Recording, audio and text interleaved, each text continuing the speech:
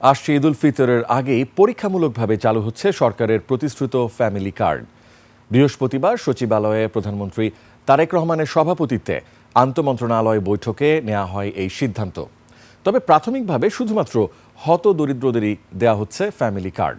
দীপু শিকদারকে সঙ্গে নিয়ে মেহেদী হাসানের রিপোর্ট।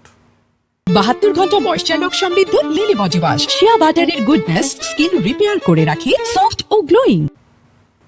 মূল্যস্ফীতির চাপে সাধারণ মানুষ যখন দিশেহারা, তখন সেই চাপ সামাল দিতে গেল নির্বাচনী প্রচারে ফ্যামিলি কার্ডের প্রতিশ্রুতি দিয়েছিল বিএনপি, যার আওতায় নগদ টাকা বা খাদ্য দেওয়ার কথা জানানো হয়েছিল। দায়িত্ব নেওয়ার দ্বিতীয় দিনেই আন্তঃমন্ত্রণালয় বৈঠকে এ বিষয়ে সিদ্ধান্ত নেয় সরকার। বৈঠক শেষে বিষয়টি নিয়ে কথা বলেন সরকারের মন্ত্রীরা।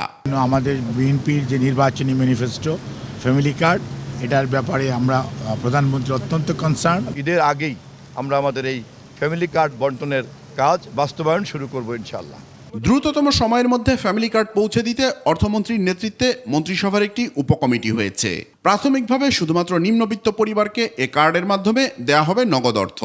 একটা ছোট্ট কমিটি গঠন করা হবে মাননীয় অর্থমন্ত্রীর নেতৃত্বে, এবং তারা আগামী কয়েকদিনের মধ্যেই এ বিষয়ে একটা চূড়ান্ত কর্মপরিকল্পনা এবং দিক নির্দেশনা দেবেন। এটাকে ইউনিভার্সাল করা হবে, কোনো অবস্থাতেই যাতে কোনো ধরনের বিতর্ক না হয় যে কোনো রাজনৈতিক মতাদর্শ, কোনো ধর্মীয় অনুভূতি অথবা কোনো লিঙ্গভিত্তিক কোনো ধরনের বৈষম্যের শিকার কেউ না হয়।